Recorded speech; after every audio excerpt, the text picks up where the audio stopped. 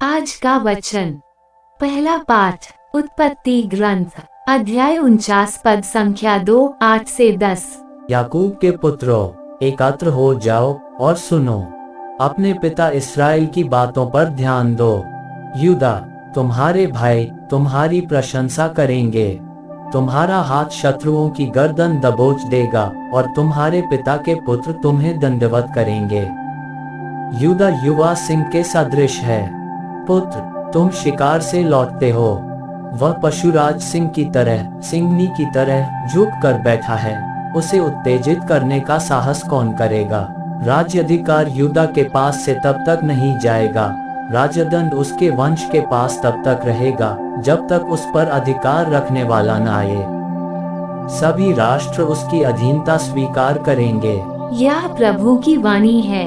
सुसमाचार संत मत्ती अध्याय 1 पद संख्या 1 से 17। इब्राहिम की संतान, दाऊद के पुत्र, ईसा मसीह की वंशावली। इब्राहिम से इसहाक उत्पन्न हुआ, इसहाक से याकूब, याकूब से यूदस और उसके भाई यूदस और थामर से फारेस और जारा उत्पन्न हुए।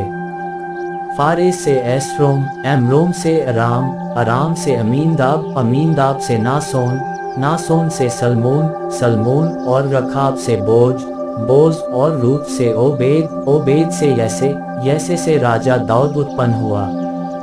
दाऊद और उरियस की विधवा से सुलेमान उत्पन्न हुआ। सुलेमान से रोबोआम, रोबोआम से अबिया, अबिया से आसफ, आसफ से योसफात, यानस्पात से योराम, योराम से ओजियस, ओजियस से योरताम, योरताम से अखाज, अखाज से एजिकियस, अजिकियस से मनसिस, मनसिस से आमोस, आमोस से योसियस और बाबुल निर्वासन के समय ओसियस से येखोनियस और उसके भाई उत्पन्न हुए।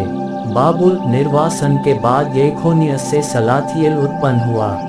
सलाथियल से जोरोबेल, जोरोबेल से अबियुद, अबियुद से एलियाकिम, एलियाकिम से आजोर, आजोर से सादोक, सादोक से आखिम, आखिम से एलियुद, एलियद से एलियाजार, एलियाजार से मत्थान, मत्थान से याकूब, याकूब से मरियम का पति यूसुफ और मरियम से ईसा उत्पन्न हुए, जो मसीह कहलाते हैं। इस प्रकार इब्राहिम से दाऊद तक कुल 14 पीढ़ियां हैं। दाऊद से बाबुल निर्वासन तक 14 पीढ़ियां और बाबुल निर्वासन से मसीह तक 14 पीढ़ियां। यह प्रभु का पवित्र सुसमाचार है।